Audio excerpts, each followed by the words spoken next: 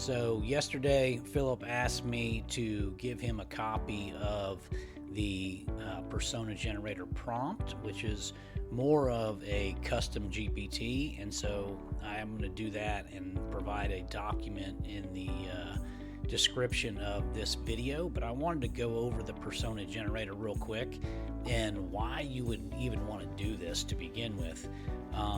And the reason is ChatGPT is going to give you vastly different responses depending on the input that you give it. So if I create a persona that is, here's a couple of use cases that we can look at. So if I create a persona on a tech expert versus a friendly sales agent, right? So say you wanted to create chatbots for your customers when they come to your website. Well, if you have a SaaS and a customer comes and they have technical questions, then you could send it to this tech expert bot. Where if they are looking, to purchase, then you may want to send them to the friendly sales agent bot. And the persona that you create, if I come in here and I create a persona for the friendly sales agent, okay, it's going to have a totally different job overview. It's going to have a totally different tone of speech. It's going to have a totally different key responsibilities. You're going to give ChatGPT all the necessary background information for this bot or whatever. You could create FAQs from this or anything. It's going to have the information that it needs to respond in an appropriate way versus a tech expert who's going to need to be much more technical proficient and not so much as a friendly, helpful salesperson, right? And so that's one example of how you would use it for a chatbot.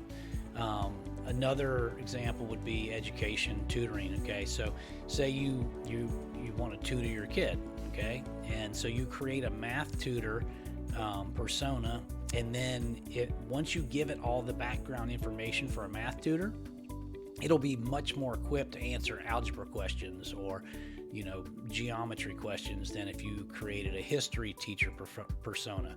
And so if I wanted to do research on the French Revolution, I needed to write a report, I would create a history teacher persona, and maybe specifically a French history teacher persona. So let's just see what that would look like real quick.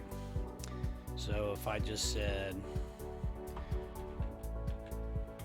French history teacher, okay, then what you're going to see is this guy is going to have all the background information of a French history teacher, which is going to provide much more detailed and much better responses for a student that is looking to find information about the French Revolution. Okay, a couple other things in here. So fantasy world builder. So say I was writing a fantasy novel and I wanted somebody to create me a fantasy world builder similar to Game of Thrones or something. I could create this persona and then ask it to craft me a world, and it would have a much better response than any of these other things. And then I could create another one called a character developer and ask it to develop characters based upon the information that the persona has. Okay. Another example, mindfulness coach, motivational mentor. So if I wanted to create motivational content for my sales team or whatever, I could create a motivational mentor here. And then this persona now has all of the information that it needs from a motivational standpoint to create me content, to create me slideshows, to create me all the information that I need to have a much more in-depth response from the GPT. And then this is not just text, right? I mean, you could use personas to create all sorts of different things. And so basically the persona generator in here, I'm going to show you how this works real quick. So you're going to put in the name and the description. You'll cut and paste the persona document that I give you in here. And then the conversation starters just create these buttons over here.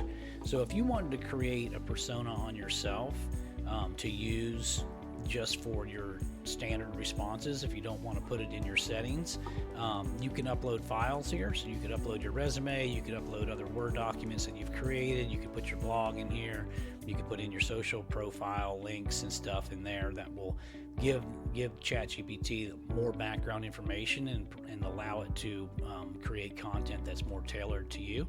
But that's pretty much how you create these custom GPTs. So if I wanted to start from scratch, you go up here and click on your face and your logo, and then you click on My GPTs, and then you click Create a GPT, and that's where you put in all the information. So you can use this for training, right? If you want to train customers, you want to train your sales agents to how to deal with a difficult customer. You can create technical writing bots. You can do sales. You can do marketing.